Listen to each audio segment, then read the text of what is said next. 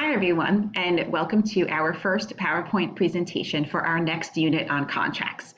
As I mentioned, when we began this big contracts unit, we spent the first week, which was last week, really talking about what makes a contract an enforceable contract.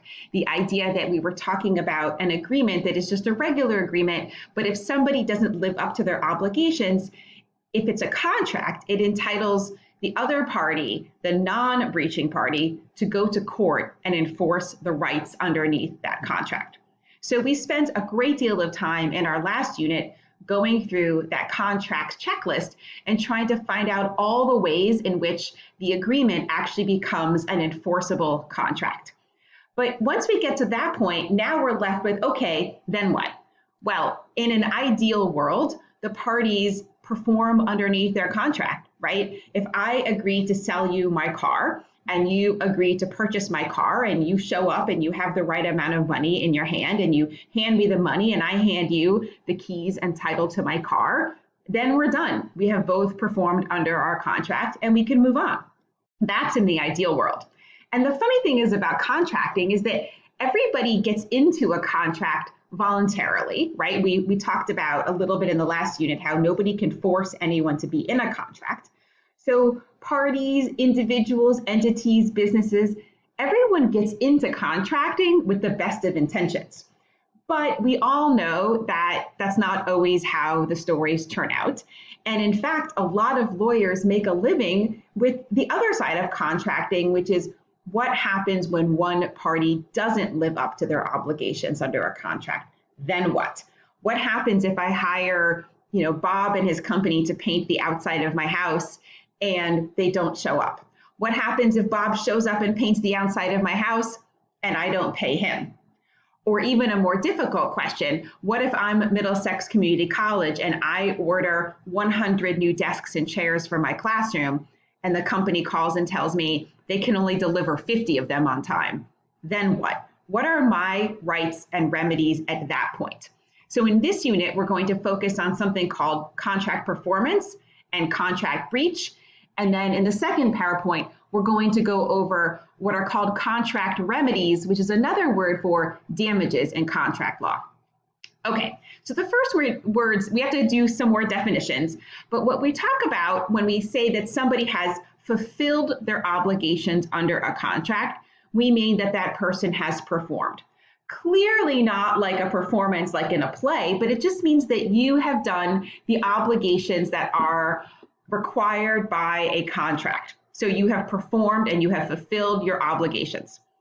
When one of the parties in a contract, remember there's always at least two, when one of the parties under the contract has fulfilled their obligations, they are considered to be discharged. That means that they have fulfilled everything that they said they were going to do under the contract. Paint the house, deliver the keys to the car, pay for work that was done, deliver all the chairs and tables on time. Whatever it is that you were asked to do, if you have fulfilled those obligations, you have been discharged. But some of those are a little bit tricky.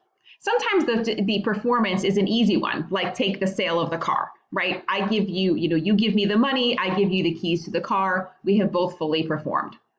But there's a lot of contracts where there's something called partial performance, like somebody's performed part of the way, but not all of the way. Take, for example, the one that I just mentioned just a minute ago about delivering chairs and tables. If I'm Middlesex Community College, and I contract to purchase, again, 100 new desks and chairs for classrooms. And I want those all delivered by, let's say, August 15th, so I could get ready for the new school year. And I'm waiting and I'm waiting. And on August 14th, the day before those chairs are to come due, the company calls me and says, Middlesex Community College, you actually are not going to get all 100 chairs that you contracted for. We got a little behind in our production and we only have 50, or we only have 75, or we only have 90. Where does that leave Middlesex Community College? So clearly you can see that sometimes performance can't be an all or nothing. What about a little bit of performance? Another example where we see this happen is construction. And there's a great example in your book about Daniel building a house for Caitlin. And Caitlin has all kinds of specifics that she wants her house and something with the ceiling height and the paint. But what happens if in construction projects, if the building, the house, the structure is done, but there's a few things wrong with the final outcome? So one of the reasons this is so important is because of that word discharge. When one party has fulfilled their obligations, the other one then he has discharged.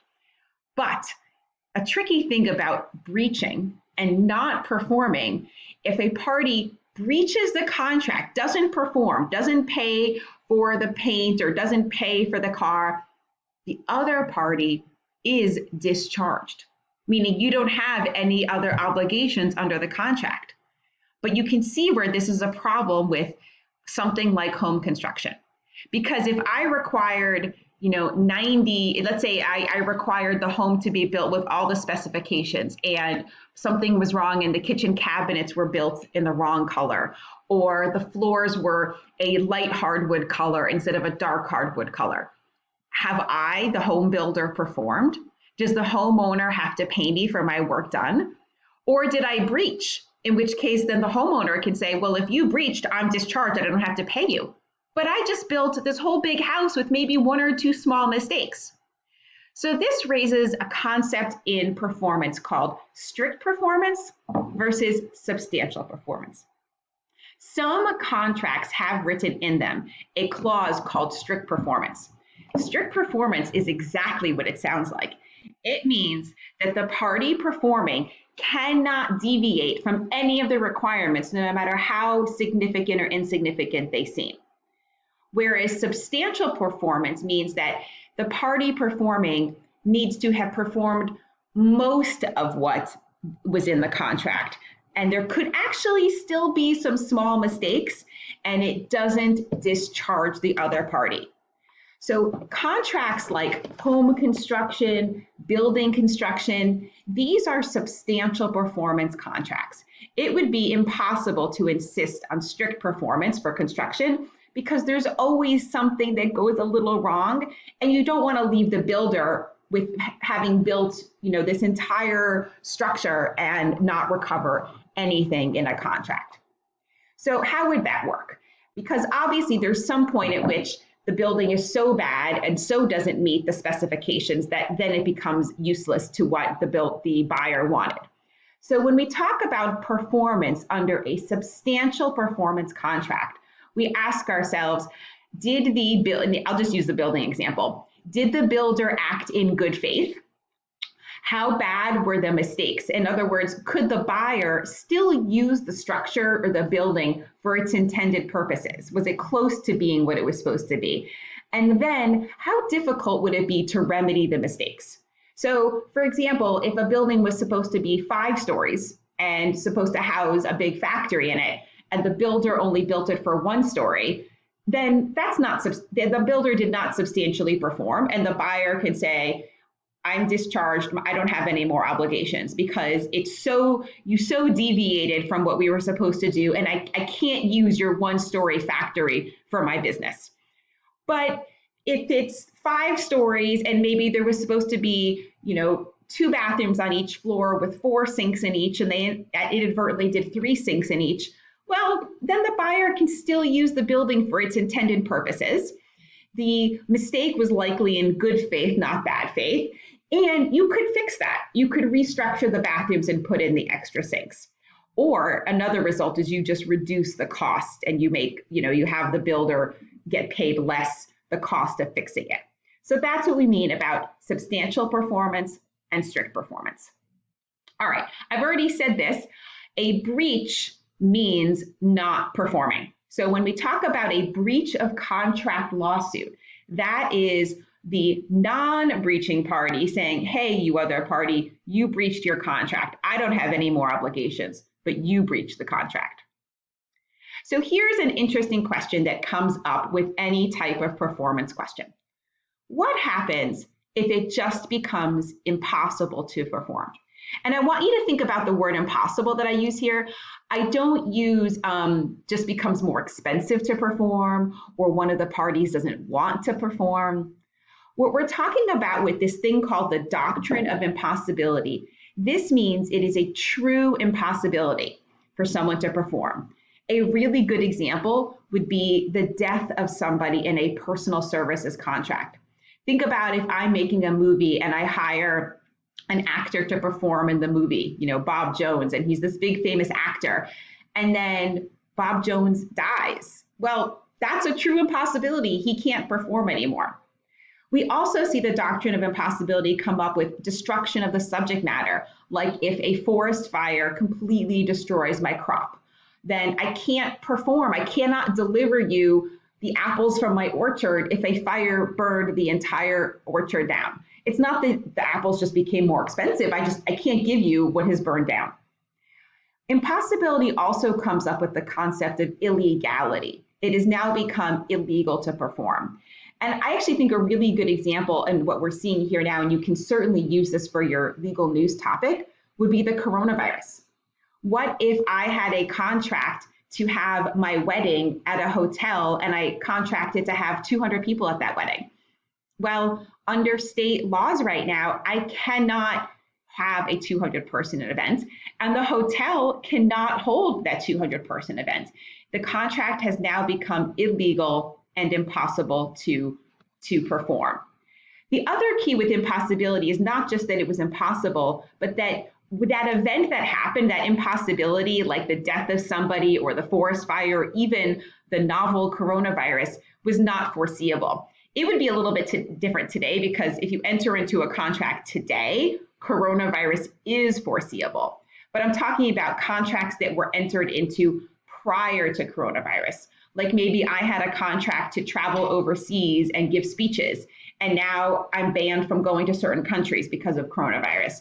That has become impossible. There's actually a lot happening in the legal world right now with this concept of impossibility and coronavirus. So again, feel free to look that one up for your legal news or even talk about it on the discussion board if you'd like to. It's a really important one. The last concept, and by the way, the point of this with impossibility is impossibility can excuse a party from performing because otherwise they can't perform. The other one that's a little bit related to impossibility, but very different, is something called impracticability. This is the one that's much harder for a party to show. Impracticability means it's not impossible to perform, but something has happened that has now made it impossible, not impossible, but just not practical, usually much, much more expensive to perform. A good example of impracticability might be that workers go on strike. So I've contracted to purchase, let's say logs from a logging company, and I contract to pay a certain price, and then the loggers go on strike. Well, the company might come to me and say, well, Sugarman, we can't give you your logs because our workers went on strike, and therefore we can't perform. But the truth is, you could still perform, it just might be more expensive. You may have to hire non-union workers to complete the work.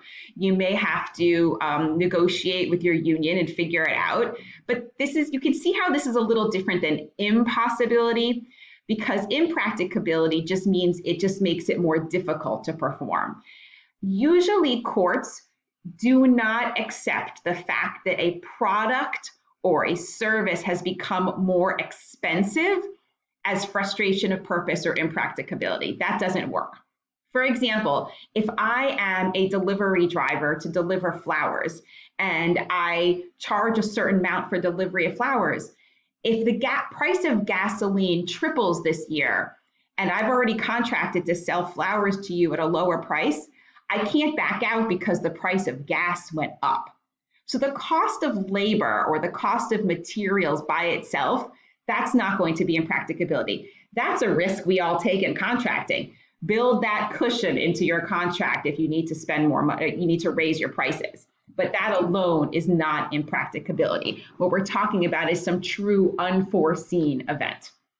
So now we have a little bit about understanding about what it means to perform, but also what it means to breach and some excuses that are accepted for not performing. In our next PowerPoint slide, we're going to talk about the remedies or the damages available when one party doesn't perform.